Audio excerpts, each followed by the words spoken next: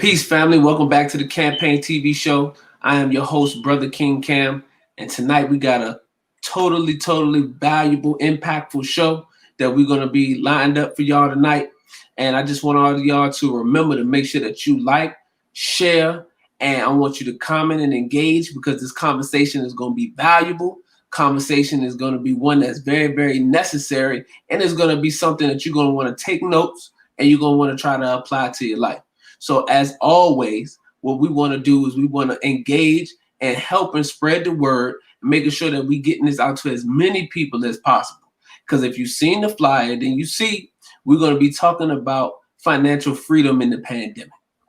Financial freedom in the pandemic. Now, I know that's hard for us to understand because we see the financial difficulties that we have been going through during this pandemic. A lot of people losing their jobs, a lot of people not being able to sustain and feed their family, but there are also people that are thriving during this time.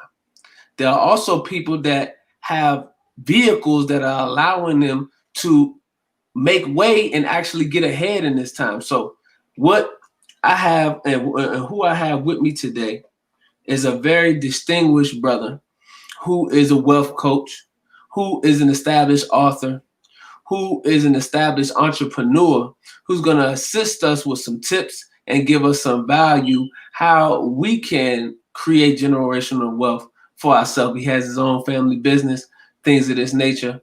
Obviously, he's a Black man, so we always making sure that we're doing it for the culture and lifting up our community. And I am talking about none other than my brother AshCash.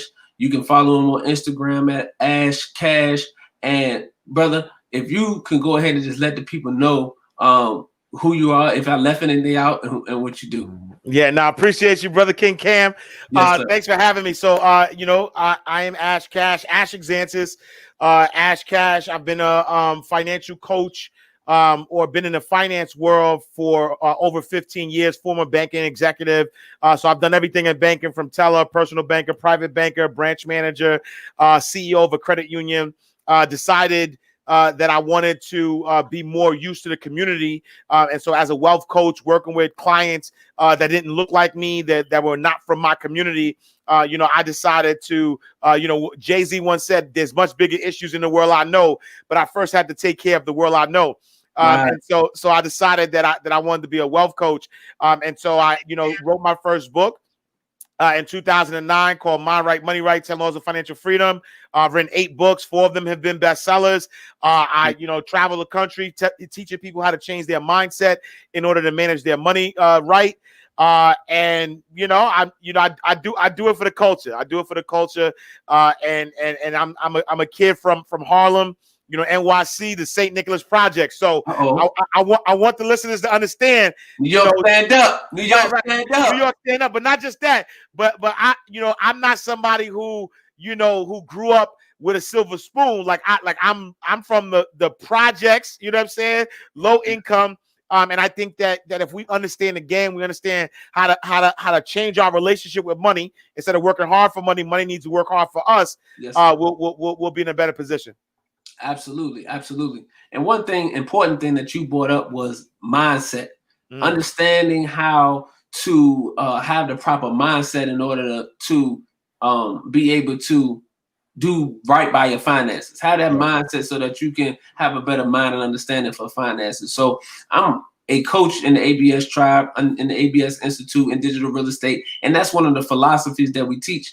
The students is first mindset. Before we can get into the tools, before we can get into all the know-how and the different things in order to make money and all of that kind of stuff, is really about that mindset and understanding what your mind has to be in, or the way your mind has to be set up in order for you to be successful. Could you talk a little bit about that mindset and what does that mean? Because people hear that a lot, but it's hard for them to grasp it. So could you expound on that? Yeah, I think so I want everybody to understand that your mindset is the most important thing that you need in order to get your finances right. Someone, you don't become a millionaire when you have $1 million in your bank account, and you're not broke, or if you have no money in your bank account. Let me explain. Millionaire is a mindset, right? Broke is a mindset. being in the wealth game for a very long time, I know multi-millionaires who have no money, right? Wow. And I also know people who have $1 million in their bank account and they're broke. And the reason why I say that is because if you give somebody with $1 million mindset, I don't care what their bank account says, they will always have financial abundance. If you give somebody who has a broke mindset and you give them money, they're going to lose that money. And the proof is in the pudding. That's why when you see, people who win the lottery, they lose the money within 5 years. It wasn't because it was the money. It was because they had a broke and a poor mindset, and that mindset wasn't there. And so I think that when I talk about mindset, I'm saying that there are a few things that you have to work on before you even can be comfortable with money, right? Good health, right? Happiness, love, success, prosperity, and then the money comes, right? You have to have good health. Good health is good health in the body, good health in the mind, good health spiritually, right? You have to be happy. You have to love what you do. And once you do those things, success, prosperity, and money starts to come. A lot of people do it the other way, where they're looking for can I pay my bills, or they're looking for the finances first and foremost without the other things. And because of that, that type of mindset is always going to allow you to stay broke and not be able to enjoy abundance, which is our birthright. And so it's really about changing that mindset. It's really understanding that money is a tool that you use to enhance your why, right? And so if you don't put your why first, if you don't say, listen, this abundance is going to help me, be my God self, right? Do what God put me here to do, then, and you're only focusing on how to pay your bills and things of that nature, then that's a broke mindset that people need to, overcome first. Yes, sir. Absolutely. And I think a lot of people, what they don't understand about the mindset and understanding having the proper mindset when it comes to becoming a millionaire and working towards it, because everything starts and begins in the mind. Everything once was the idea, right? So if you believe that you are a millionaire first in the mind, then all of your actions and everything on the outside is going to exhibit you being a millionaire, which is going to inevitably pull it towards you. You're going to pull people towards you that's going to be able to allow you to accomplish your dreams. Okay. But if you do not believe that, and your mindset is just to get money, or your mindset is just to be able to pay your bills, then everything on the outside is going to reflect that. So you're not going to be adding value. You're not going to be leading with value and trying to serve as many people as possible, because we understand that that's what's going to end up bringing the income. But too many of us lead with the mindset of trying to get the money or chasing the bag, having that lottery mindset.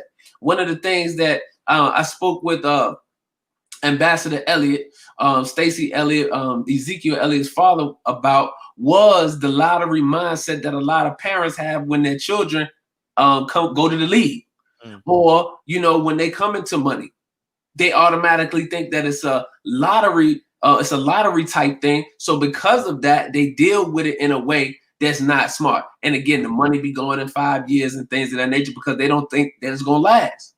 So what are some of the ways that we could go about investing? What are some of the ways that we can start to create generational wealth?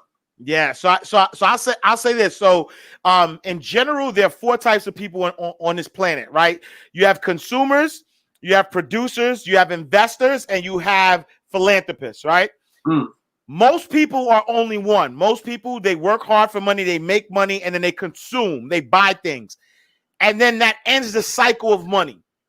What we have to understand is that there is a cycle of money, and if you create if you become more than just that one, right? If you are a consumer, you make the money, you become a consumer, but now you're producing something, you're creating something. Now you're investing. Now you're giving back. If you are all of those 4 peoples, those 4 people, now you start to create the cycle of money generation. And so I would say number 1 is produce something, right? So when you make money, don't stop the cycle of money by just now getting to a space of just consuming. Become a producer. We all have intellectual property. I've written 8 books. I'm pretty sure, if God, if Allah wills it, if God wills it, I'll have 20 books, 40 books. Yes, but sir. I still get paid today from something I wrote in 2009, because I wrote the book one time, and then each month, the book sells and sells and sells. So I say, number one, focus on your intellectual property, especially now during this pandemic where everybody's home. Even if they didn't want to get used to learning how to work digital, they're being forced to now.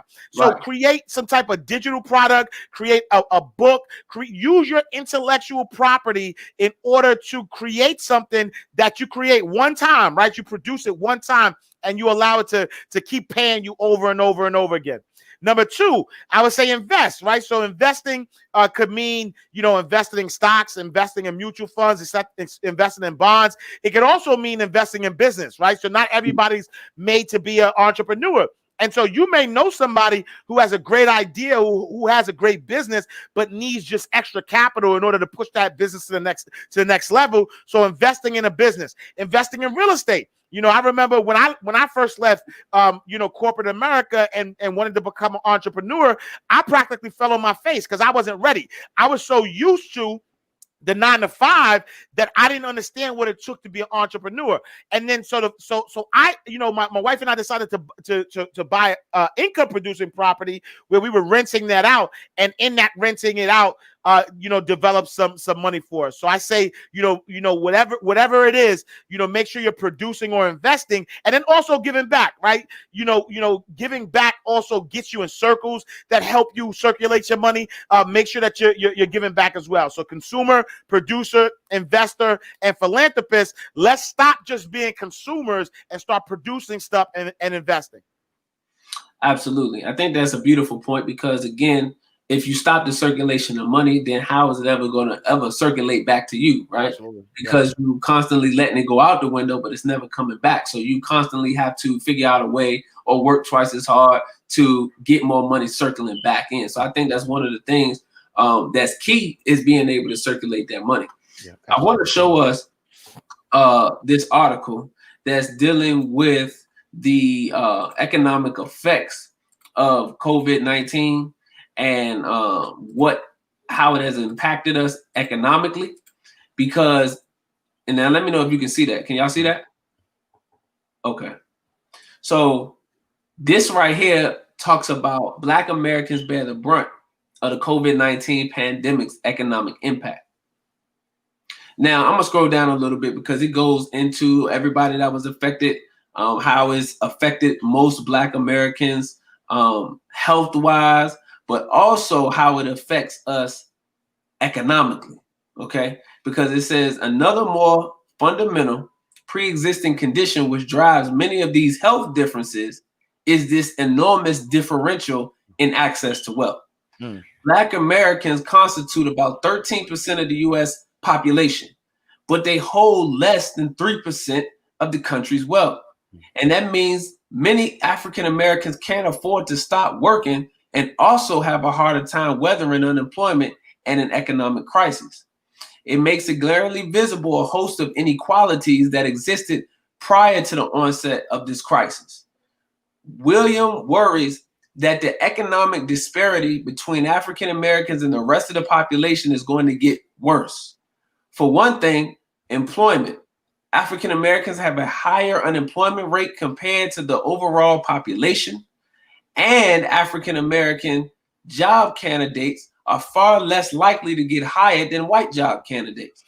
So when there's a lot of competition for jobs, it can hit the African American community especially hard. Also, Williams says African American entrepreneurs are struggling right now. According to recent surveys, minority-owned businesses have been far less likely to get government aid from the Giant CARES Act passed by Congress, whereas overall about 38% of small business owners who apply for government aid reported getting it. Only 12% of Black and Latino-owned businesses reported getting the aid after they asked for it. William worries that once economics across the country start to open back up and businesses reopen their doors, many African American owned businesses just won't make it. So now, let me stop sharing my screen. Okay, so with those statistics, yeah, and seeing how the economy is shaping up for us, And a lot of it dealing with the fact that a lot of Black people hold those quote unquote essential jobs, whether it's restaurant workers, healthcare workers. You know, we have a lot of nurses in the community. We have a lot of people that work in the healthcare field, taxi drivers, a lot of people doing Uber Eats, all of that stuff now. What, based on that, what are some of your thoughts as to how we can curb the prediction that the economics is going to get worse in the Black community? Yeah, I think, number one, I think it goes back to what we talked about, as it relates to circulation of money, right? Because the circulation of money we consume and then the money goes out. There is no circulation of money within the Black community. So if we're spending $1.3 trillion, which means that if we were our own nation, we would be the 8th richest nation in the world, though, not just, if we took all of that consumption and put that back into our communities, we would be the 8th richest, country in the world, right? Right. And so, right, and so I believe the top employer of Black people is the government, right? The second highest employer of Black people is Black businesses. And so I think I call this the great financial reset. And so I believe that this is one of, there's a big wealth transfer happening right now. And this is one of the best times for people to become an entrepreneur. This is one of the best times to really focus on creating a business, because when we start producing, when we start creating businesses, now we start to create that ecosystem in which we don't have to, rely on others in order to feed our family. We don't have to rely on others. We don't have to go outside of the community in order to get to a space of, abundance as it relates to our finances. And so I believe that yes, these articles are accurate. Yes, these articles are stating facts as it relates to where we are right now today. But I don't want anybody to hear those numbers and automatically believe that we are doomed. I think this is the best time for Black folks because at the end of the day, there is an awakening happening. There is a wealth transfer happening. And if we understand, what our gifts are and start producing or creating businesses based on our gifts, there is an opportunity for us to tip that over. Because what I believe the pandemic did and what COVID-19 did was shed a light on the things that needed to, the foundation that needed to be rebuilt. When you think about, let's say how you build a house, you have to build the house with the foundation. Got to. And then once the foundation is built, then you build everything else. In the Black community, we've been starting with the roof first, right? We've been putting the roof down without the foundation, and then put the foundation later. And I think this is an opportunity for us to really get to a space of building that foundation and resetting our finances. And so understanding, right, taking an assessment of who are you, and you said something earlier about value. Right? What value do you bring? Because if you don't bring value, then you are replaceable. And so I need I need everybody to start thinking, all right, what value do I bring? Right? If your job is willing to pay you for how many years they paid you, there's a reason why they're paying you. You bring some type of value. And so what is that skill? What is that value? Are you a great organizer? Do you come up with great ideas? Are you a great salesperson? Like what is that value that you bring? And start to think about, how can I create a business around the value that I bring? And then now when you create that business, then you can start moving forward.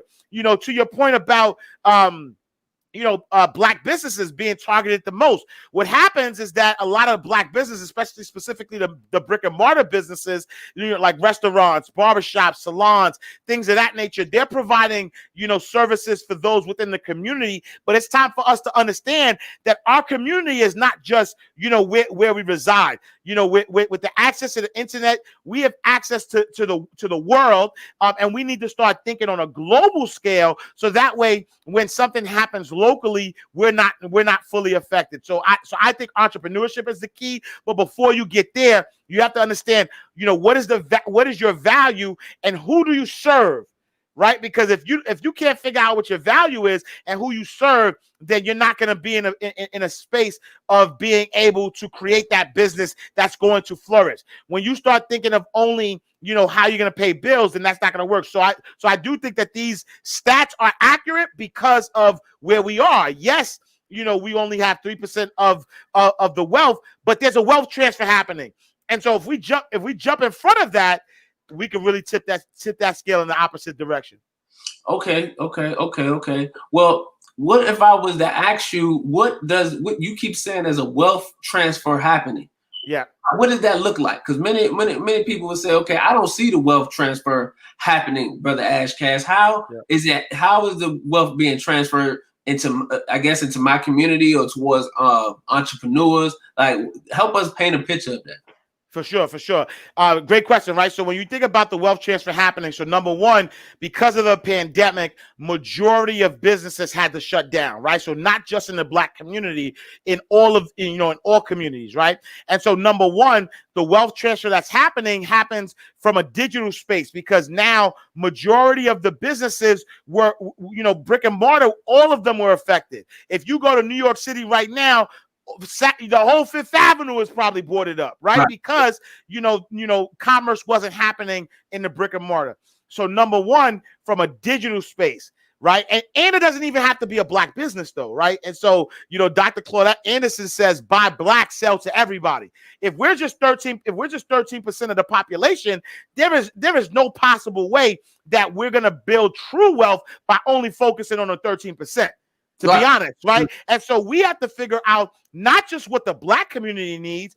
Everybody was shut down. And so what does the community need at large? What does America need? What does the world need? And what skills do you have that you can start putting that out there? So number one, if you watch even if you watch the stock market, majority of stocks that are booming are all tech stock. Right? Zoom, Microsoft, right? All of the tech. So that's telling us that technology is where we need to be focusing on. And so that wealth transfer that's happening from the brick and mortars. You think about movie theaters, you think about all these places, sports, all these places that would commonly require people in order to make money are not, people are not spending that money there. But did spending stop? Absolutely not. People are currently still spending money. And so I think that the wealth transfer looks like us figuring out what are those current needs still and start to fill in those gaps, number one. And then number two, when you think about the wealth transfer as it relates to, baby boomers and people who are older, who are now either dying or retiring, who are now, transferring that money to their kids. Right, to millennials.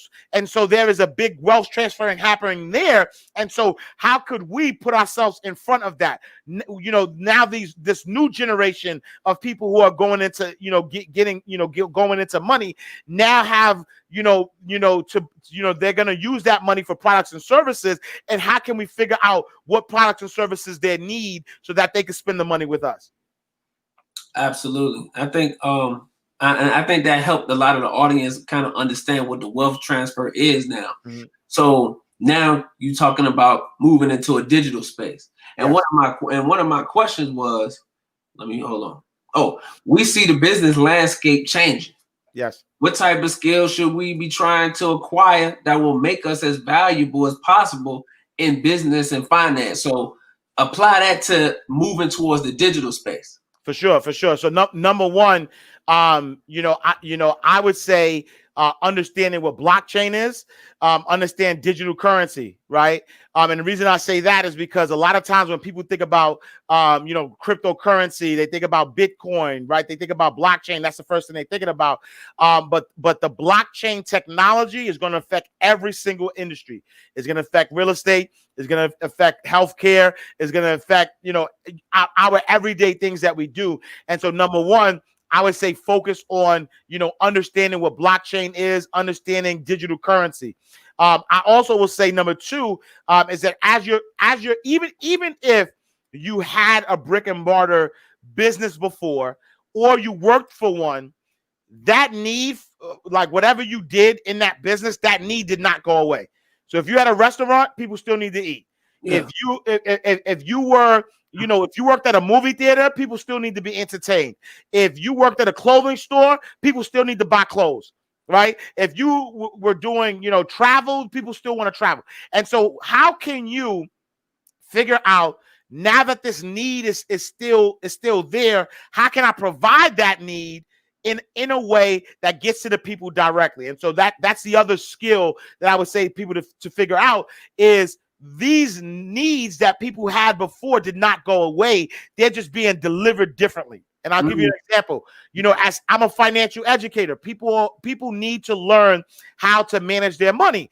And so prior to COVID-19, prior to the pandemic, majority of my business was face-to-face. Majority of my business was going and speaking, at national conferences. And then after the conferences, signing up people to work with me on a one-on-one basis. Right. But now, because, I had to pivot digitally, I'm still, the need is still there. So I'm still providing those services. I'm still doing workshops, but I'm doing them, from the comfort of my own home. I'm still connecting with people one-on-one, but I'm doing it from the comfort of my own home. So I say that when you start thinking about those skills that you need, it's understanding first and foremost that, whatever you were providing before, that need is still, that need still needs to be met, and trying to learn the skills, right? Understanding social media, understanding, how social media works, because everybody's on it, not as a tool of entertainment, but as a business tool, as a customer acquisition tool, understanding, different ways to create your business as a system. Right. I think the number one thing that we don't do is that we are focused on our physical labor, meaning that if I don't work, I don't eat. Right. But business is about a system. Can you create a system that can that you could delegate to somebody, that it could work on its own, so that way you're not physically exchanging time for money? I'll give you an example. McDonald's is not, it's a system. I don't care where you go on this planet. If you stop into a McDonald's, the food is probably going to taste the same.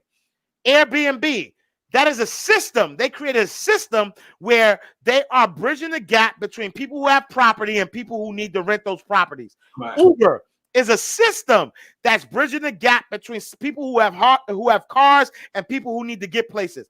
And so, can we create business systems that can work for us, without us having to exchange our time for money? And so those are the high level, the main things that I would say that we need to focus on from a digital perspective, no matter if your business is a brick and mortar or not. And I think that's a good point, because you have two types of individuals. You have the individual that may already be tech savvy, and then you have the individual that's not as tech savvy, may already have a business, but again, they're used to doing everything face-to-face, hands-on, and things of that nature. So I would say that one of the things, if you are the person that has a business and is not tech savvy, then the first thing I would do is invest in some type of course or class that's going to teach me how to be better on the computer. Teach Absolutely. Me about social media, as you said, using it as a customer acquisition tool, using it as business. And that goes back to the beginning of the conversation when we talked about mindset, because now it's a mindset shift in the way that you utilize your time on social media, what you put out on social media, the type of content, and your purpose behind using social media. Mm-hmm. So I think the mindset all the way from the beginning comes all the way up to the forefront now of you being able to shift that into in a different area, so that you are starting to now utilize these tools that were once for leisure for business. Because you talked about automation, really. You talked about being able to systemize things. So you have to understand how tech works. You have to understand apps. You have to understand all those different things that's going to allow you to be able to make money in your sleep. So why or how do you become a millionaire, or how do you make six figures? Is making money in your sleep. So every millionaire not only has multiple streams of income, but has a system in place that while he's sleeping, he's still making sales. Absolutely. While he's sleeping, he's still booking appointments. While he's sleeping, he's still getting consultations. Why? Because it's while you're sleeping is hours of time that can still be productive if you have a system that's set up right. So I think that's very, very important. And I want to talk about generational wealth, because we talk about generational wealth. You hear that word, it's a hot word now in entrepreneurship and business, and people talk about creating it. Can you paint a picture of generational wealth for us, and what does it mean? Yeah. And so generational wealth means that you're passing down assets from each generation. So from one generation to the next generation, you're passing down assets, you're passing down wealth, that when one generation is called back, the next generation doesn't have to start over. You know, and so when you think about the big names that we hear, like the Rockefellers and the people, the Carnegies, and the people who built wealth, in this country, a lot of them are, their families are living off of the interest of their assets. They don't even deplete the asset, right? They're living off the interest.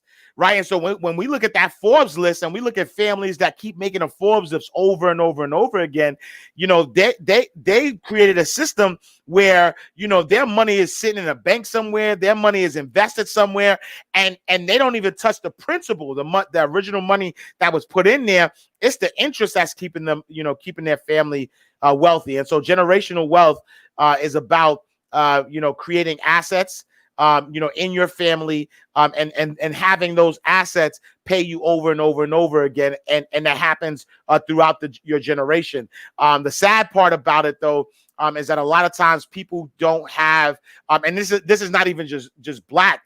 This is in general, wealth is lost by the third generation, right?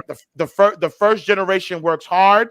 They put their blood, sweat, and tears to change their circumstance. The second generation was there, so they understand what it took, but they knew how they grew up, and so they give their kids everything. They don't teach their kids; they give their kids everything. And so by the third generation, these kids are entitled, and they squander the money. And this happens across all races. And so for us, as Black folks, we have to understand, or just in general, we have to understand that if we want to build generational wealth, it's first building a business that is sustainable, a business that's based on a system that can continue to generate assets for us. But as we create those assets, two things that I would say: that number one, we have to get good at estate planning.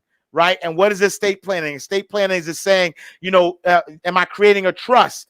Am I creating a will? Am I creating an estate so that, once, something happens to whoever's the primary breadwinner, what happens to that asset? Does that asset get transferred to the children to do whatever they want with it? Or does that asset get transferred into a trust, and then the trust tells the family what to do? Right. Number one. Number two, I believe that we do not utilize life insurance enough, right? Life insurance creates an immediate estate, right? It creates an immediate estate. You don't have to make $1 million for your family to be worth $1 million, right? You could literally, and this is a strategy that wealthy people use, that, you get life insurance on everybody in the family. And so, the one thing that's going to happen for sure, our human experience on this earth will end at some point. That's right. And when that happens, not if it happens, it's going to happen. When it happens, what are you leaving to the next generation? And so, wealthy folks understand that you could build generational wealth by using life insurance, by creating a trust, by creating an estate, right? If you have a trust, and the trust is its own entity, and it's your family's trust, and now your life insurance, the beneficiary becomes the trust and not individuals. What happens when every time somebody passes away in the family, now that trust becomes wealthier and wealthier. And now whoever's managing that trust, they're using the money to buy assets within the trust. And that assets are going to keep growing and growing and growing for generations and generations. And now everybody could, now when somebody wants to start a business, they go to the trust. Now when somebody needs something, they go to the trust, right? And now they don't have to, squander that money around trying to work for money, because now that asset, which is inside the trust, is going to pay you over and over again and continue to build wealth for the family. Wow. I think right there, that was, I hope y'all taking notes, family. I hope y'all taking notes, because what AshCash is talking about is really increasing our financial literacy, our financial knowledge, because now you're talking about vehicles. Yes. You're talking about trust and things that you could put your money in. You could put the sale of the home in. You could put life insurance that you receive from the death of a loved one into, now that shields it from taxes. Absolutely. From these different things like that eat up away at wealth, because there's something called a death tax, right? There's something that the bills and things of that nature that the person left behind has to be paid. The cost of the burial, the funeral, is steadily increasing. So, people are going to die. As Cash just said, our human experience on this earth is going to come to an end. The body's going to go back to the earth. But that's a business if you can get into it as a funeral director, owning a funeral home, because death is inevitable. So when you talk about solutions, you talk about things that you can provide a solution for, then funeral homes is something that you could do. But again, increasing in that financial knowledge is something that's extremely, extremely key. And I want to just let everybody know, if you're just coming into the podcast, man, I'm here with my brother AshCash, financial coach, educator, wealth coach, author, family business owner. You understand? Established entrepreneur. We're talking about wealth. We're talking about how we can make some money and obtain financial freedom during this pandemic. And I also want to slide over to give us a little commercial break here, because I want to highlight some Black business real quick right here. If you can see the screen right here, this is Rise Magazine. So I want everybody to take a look at this. This is a Black-owned, Black-operated magazine coming out of the mighty South, out of Atlanta, under the leadership of Student Minister Abdul Sharif Muhammad. This is the Rise Magazine, family. So you can order that magazine today at www.risemagazineco.com, which I'm on right now. So you're able to go ahead and order that right now. You can get it on your phone as well, digitally subscribe. And as we go through this magazine, this is the latest issue right here. It's called The Peak of Greatness. It's called The Peak of Greatness. You can follow them on social media. This is a Black-owned magazine where we highlight Black businesses and we highlight Black excellence. So as you can see, the Honorable Minister Louis Farrakhan is on the front. And as you notice, we are unapologetically African and Black and conscious in our leadership and those who we put on in the magazine.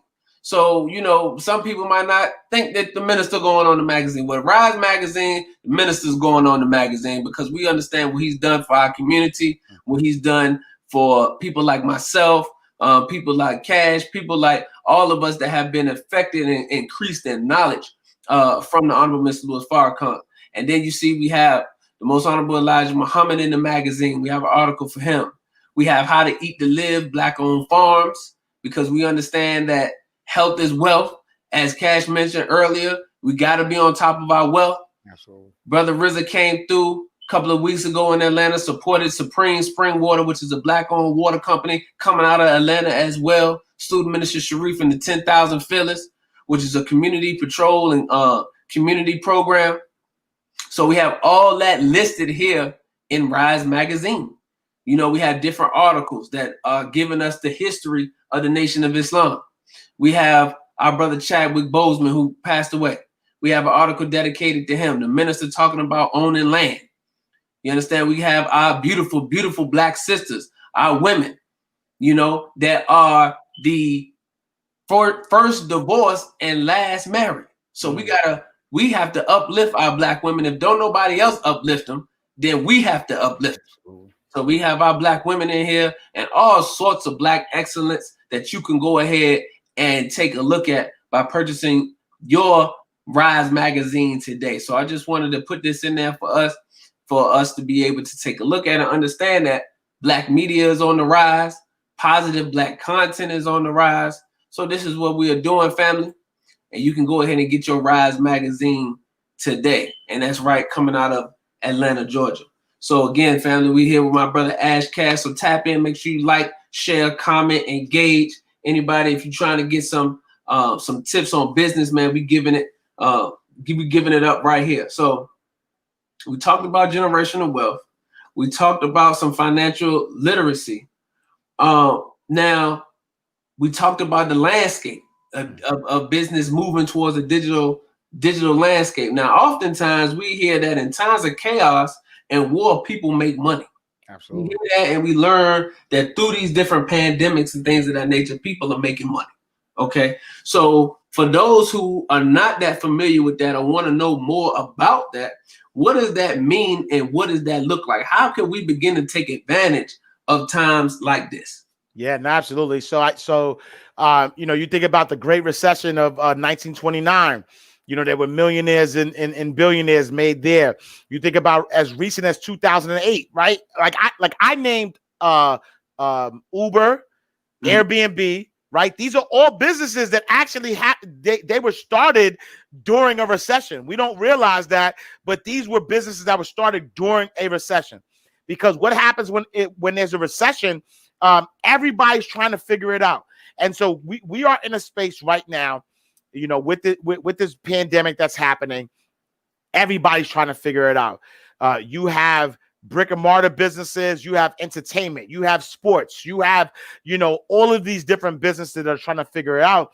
And so the reason, right, that millionaires and billionaires are made and people make money during chaos is because everybody's trying to figure it out.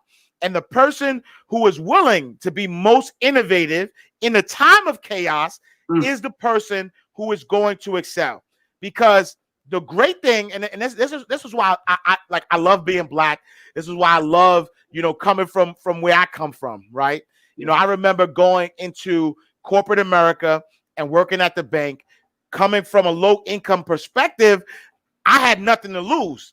Right. I already know what it's like to not know where I'm going to eat and all that stuff. So I had nothing to lose.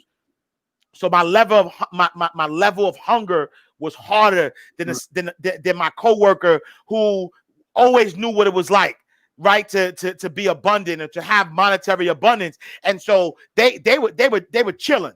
They were kicking their feet back, but I was hungry. I was thinking of innovative ways to be successful as a banker. I was going out there and I was touching the people. I was trying to figure out, when people walk into my bank, what do they want, right? And I gave them the customer service. I gave them the solution. I gave them everything. So how does that equate to right now? Is that right now there are people who all they knew was success. All they knew was, this is a system that was created for them. A lot of people didn't even create the systems. The systems were created for them, and now it was handed down to them, and all they knew was how to work within a system that was created for them. We are in a space because we haven't created the systems. How can we take a system that's probably not working anymore and update that system? And so I think that right now is the ample time for us to create a system that works for us. And I keep using, Uber and Airbnb as an example, but here's another one. WeWork, right? WeWork, if those who don't know, is a co-working space. And what co-working spaces do is that businesses who don't want to create a long-term lease for their business, they wind up leasing a short-term, right? And how does that matter? Back in 2008, when we had the recession was caused by real estate. And right. so real estate crumbled. And so now a lot of businesses were not willing, right? Because they lost their business or whatever, they were not willing to go into long-term leases. And so in 2010, somebody said, you know what? Let me take on the burden of buying all of this property, and then I will provide the short-term leases to these businesses. So they found the solution. They saw that businesses still needed a place to stay, but nobody knew what the economy was going to do. So they didn't want to do a long-term lease.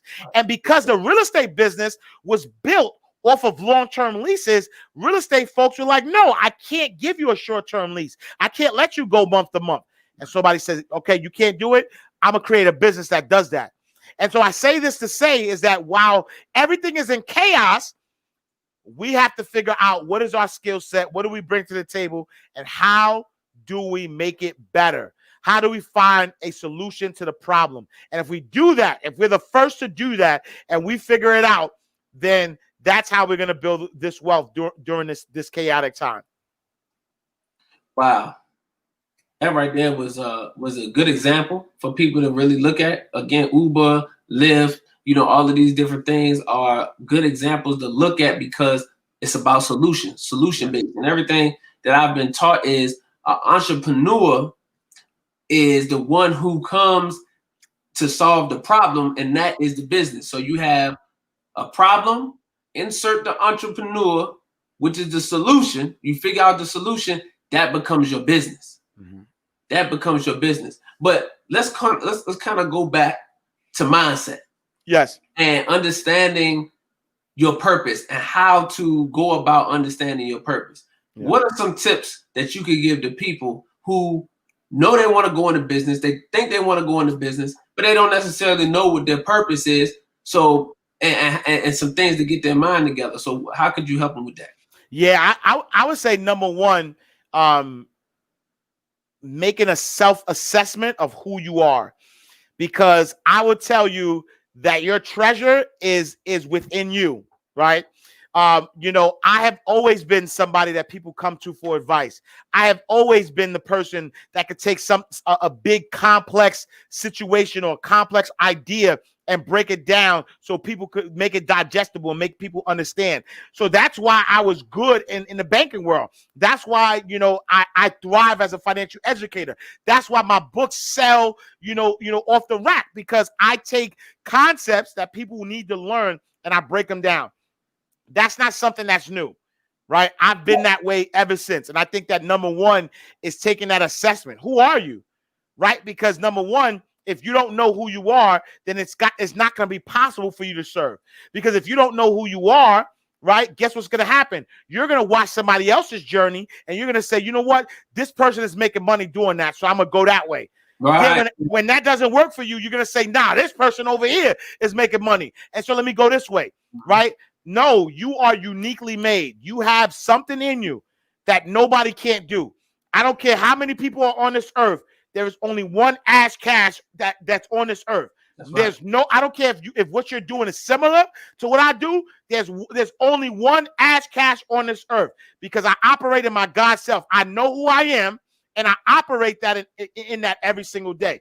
And so I say, first and foremost, understand who you are. Number one. Number two, I want you to understand who you are. How can you serve people? Stop. I know it's easy for you to say, I got this monetary goal. I want to make $50,000. I want to make $100,000. I want to make $1 million. I know it's easy to focus on the money, but it's easier to focus on the people, because the people bring the money, right? Which means this: if I have a product that I sell for $1,000 and I want to make $50,000, do I focus on $50,000 or do I focus on 50 people? The answer is to focus on 50 people, because if I can get 50 people to give me $1,000, then I have $50,000. And so mindset number two is that once you figure out who you are, what is your service, right? The operative word in service is serve. Who do you serve, right? Who do you serve? What is it about you that you can help other people, right? How can you help? How can you provide that solution? How can you serve? And then once you learn how to serve, then you can just find more people to keep serving. Number three, I'm going to say, is that make sure you love what you're doing, because there is a energy, there is a fulfillment, right? Entrepreneurship is not easy. Waking up every day, the discipline that it takes to be successful is not easy. But if you love it, then it's going to allow you to keep going when the going gets tough. Every single day, I love what I do. I love changing lives. I am intentional about inspiring, about motivating, about helping families build generational wealth. I am intentional about building entrepreneurs so we don't have to rely on the government. We don't have to rely on jobs. We don't have to rely on anybody but ourselves. I am intentional about doing that every single day that I have breath in my body, and it brings me joy when I'm able to see the fruits of my labor, not the money. Right? It brings me joy to see how many people I help. It brings me joy for somebody to DM me and say, bro, you just saved my life. It brings me joy to watch somebody who didn't have an idea and they were able to create their idea and create a business. And the money's just a byproduct of that. I ain't gonna lie and say I'm blessed, right? Like I am blessed, right? But that blessing didn't come. And I'm saying monetarily now, right? Like I know that there's other blessings in life, but I'm saying I'm monetarily blessed as well. But that blessing didn't come from me thinking about how to be monetarily blessed. Right. I'm gonna say that again. Yeah. My monetary blessings did not come from me thinking about being monetarily blessed. My monetary blessings came from me saying, who can I serve? And the secret formula is that the more people you serve, the more blessings that come. And so I think that if you have those three, like if you have those three mindsets, if mindset number one says, who am I? Right? You take a self-assessment. Just really think about it. Who are you? What do you enjoy doing? What do people come to you for? What people ask you advice for? What are those things that you would do for free, even if you didn't get paid for it? Those type of thought process, right? And then if you do that, right, if you start focusing on who you are, then you focus about service, and then you focus on what you love, then that's the secret formula. And I think, as I'm listening to you talk, and as I surround myself around more successful entrepreneurs and like-minded individuals like yourself, what I am understanding and I'm hearing is there's a common thread of being intentional. It's a common thread that I'm hearing of serving, going after the people, adding value. Yes. And those are things, all of those things together, it is what allows you to become financially successful. Yes. So when you look at the mindset of the average person who just has put together a plan on how they're going to make some money, but never do they talk about the value, never do they talk about the intention behind the branding, behind the marketing, do they talk about their intended target audience or their market that they're trying to target? Because we know in business that everybody's not going to be your target audience. Mm-hmm. So for you're dealing with people who are looking to fix their finances. So you're going to be dealing with a specific demographic of people, or you're dealing with the people that have a certain mindset, whether it's entrepreneurs or you're dealing with 9-to-5 people that are looking to transition towards the entrepreneur space. But all of these things you're intentional about knowing. So when you are talking to them and teaching them and giving them value through your content, this is what you're expressing. So now they can feel, okay, I like this brother right here because he's talking to me. He's talking directly to me, to my mind, to my heart, to my makeup. This is what I need help with. This is why I can connect with this brother. And I believe, again, on the back end, that's how you're able to become financially successful. Because this is what everybody who is making $50,000 a month, $100,000 a month is what they're saying. Mm-hmm. This is exactly what they're saying. So I think that's very important for us to understand and take a hold of and take a grasp of, because that's what's going to cause the shift financially. The mindset shift is going to cause the shift financially for us. So, in one of the millionaire books I was reading, I think it's Millionaire Mindset. Where they talk about the wealth files and talk about eliminating those poverty files and replacing them with wealth files. Yeah. So when it comes to trying to obtain something you may not have enough money for, we're not going to say we can't afford it. We're going to say, how can we afford it? Absolutely. Yeah. How can we afford it? What can we move around? What can we eliminate? What type of debt can we eliminate so that we can afford it? But we're not going to say we can't afford it because we understand the power of our language. We understand the power of belief. Absolutely. So, all of those things go into us being successful. And then I think about as well, product development. That's another thing that is relevant, another thing, because Master P just did his documentary. And Master P in all of his interviews, he talk about entrepreneurship and he talk about developing a product, developing a brand, getting products and owning them and being able to selling your products, because that is what's going to outlive you even after you finish playing football, basketball, any type of sports, any type of entertainment. You're going to have these products. So what he's trying to do is teach these artists, you need to brand yourself, create you some products. Same thing with athletes, get you some products, because that's what's going to sell. That's what's going to be able to make money. You mentioned the fact that you wrote a book in 2009 that you're still eating off of in 2020. Absolutely. So, if you can develop these products, then you're going to put yourself in a good position. And a lot of it, because I'm guilty of this, of trying to create a product when really the product is already in you. You just got to get it out.